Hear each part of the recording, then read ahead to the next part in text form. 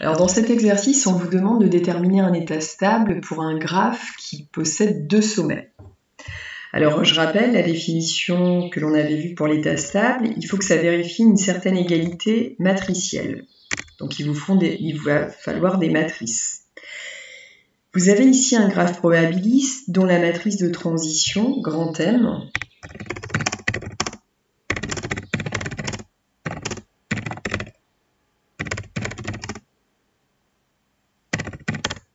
va être donnée par, alors c'est une matrice d'ordre 2, une matrice carrée, premier coefficient 0,4 qui correspond à cette étiquette, second coefficient 0,6, puis ensuite de B vers A 0,3 et de B vers B 0,7. Donc là vous avez votre matrice de transition. Maintenant l'état stable, on lui donne un nom.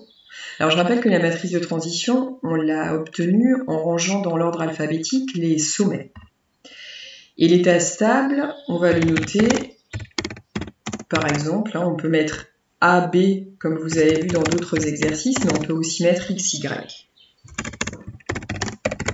Alors ce que l'on sait sur l'état stable, déjà il existe, parce que cette matrice-là ne possède pas de zéro.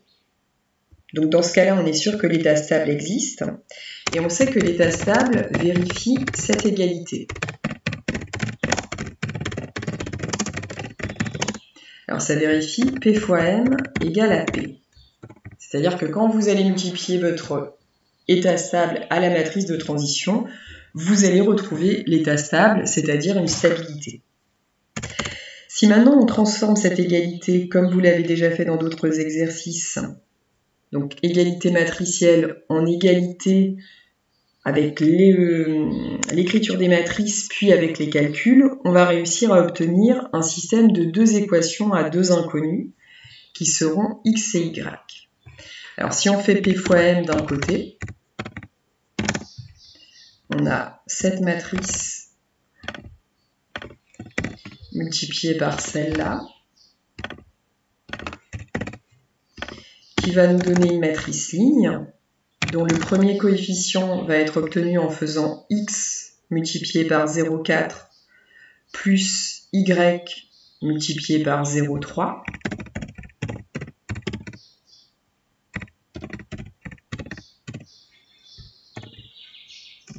Et le second coefficient va être obtenu en faisant x multiplié par 0,6 plus y multiplié par 0,7.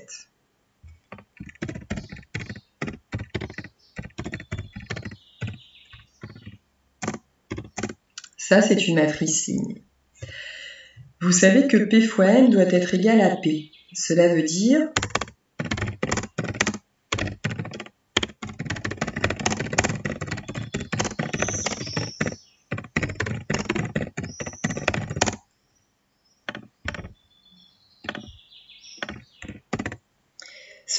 que si jamais je prends ce résultat et que je l'injecte dans cette égalité, donc je vais remplacer P fois M par cette matrice, et P, je vais la remplacer par cette matrice.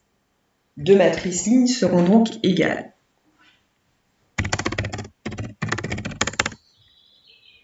Donc cette matrice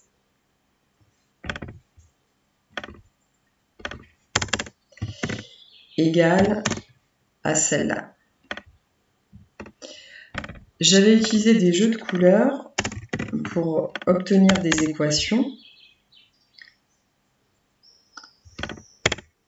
Je vais refaire la même chose ici.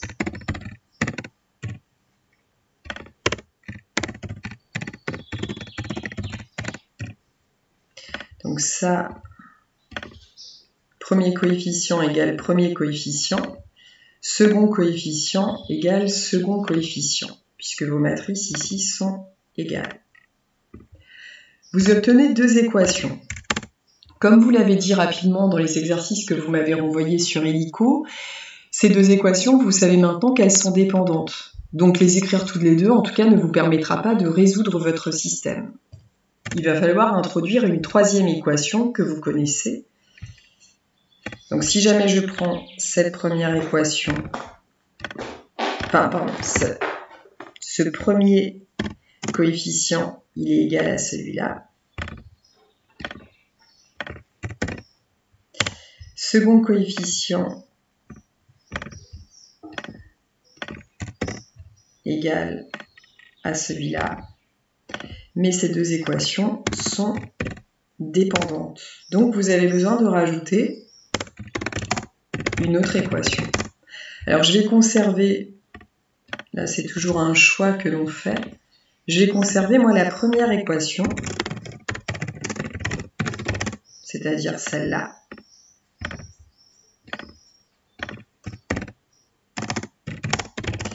Et on sait de plus que x plus y est égal à 1. Donc on a maintenant deux équations qui comportent nos inconnus x et y, et on va pouvoir résoudre un système. Je rappelle un truc par rapport à ce que j'ai vu comme erreur, c'est que x et y représentent ici des étiquettes sur un graphe probabiliste. Alors ça, je ne l'ai peut-être pas assez dit, mais x et y sont forcément des nombres qui sont compris entre 0 et 1, parce qu'ils correspondent à des probabilités. Si à la fin de votre résolution de système d'équations, vous obtenez un x qui vaut 5, c'est pas possible, c'est que vous avez une erreur quelque part. Vos x doivent être positifs et inférieurs à 1, tout comme votre y. Donc ici, on va résoudre le système suivant.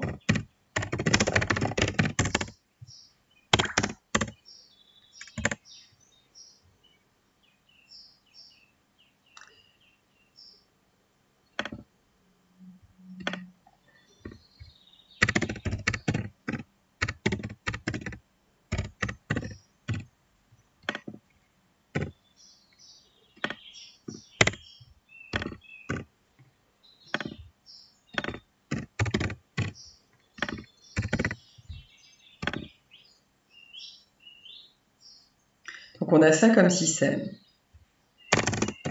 qui est équivalent si jamais je retranche x dans la première ligne,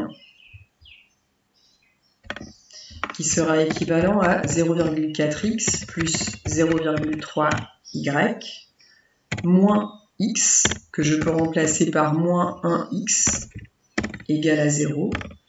Deuxième ligne que je recopie telle qu'elle est.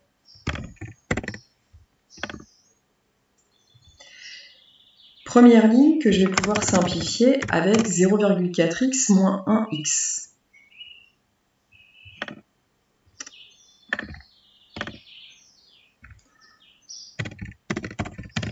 Ce qui donne moins 0,6x.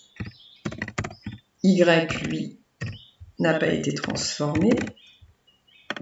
Et la deuxième ligne, je la recopie.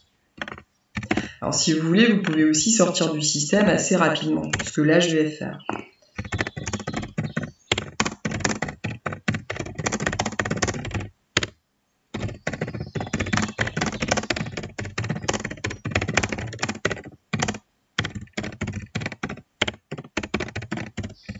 Et cette égalité va me permettre d'obtenir peut-être x en fonction de y ou y en fonction de x. Alors moi, j'ai une connaissance des nombres peut-être un petit peu plus importante que vous, donc je préfère choisir l'un en fonction de l'autre, parce que je sais que cela va me donner peut-être des coefficients entiers. Donc ce que je vais faire ici, moi, c'est exprimer y en fonction de x. Ça veut dire conserver 0,3y, et ici, ajouter des deux côtés 0,6x, puis diviser par 0,3 pour obtenir y dans le membre de gauche et 0,6x divisé par 0,3 dans le membre de droite. Ça peut aussi s'écrire 0,6 divisé par 0,3. Et on met le x un peu à part. 0,6 divisé par 0,3, ça fait 2. En fait, exprimer ici y en fonction de x, ça me permet d'avoir un coefficient devant x qui est un nombre entier que je trouve plus agréable à manipuler pour substituer dans la deuxième ligne. Ce que je vais faire maintenant.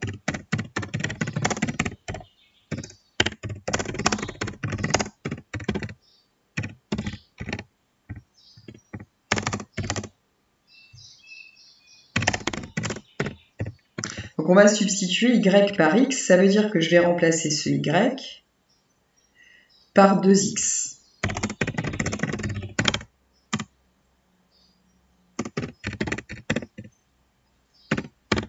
Et dans le nombre de droite, j'ai toujours 1. Je vais pouvoir simplifier. X plus 2x, ça va faire 3x.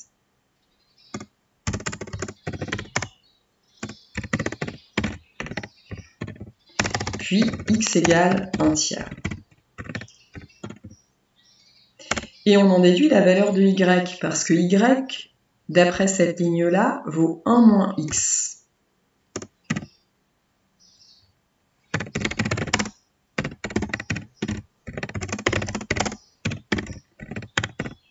Si on remplace x par la valeur que l'on a trouvée, 1 tiers, on va trouver 2 tiers pour y. Donc l'état stable ici, c'est P égale 1 tiers, 2 tiers. Et c'est terminé. Au revoir.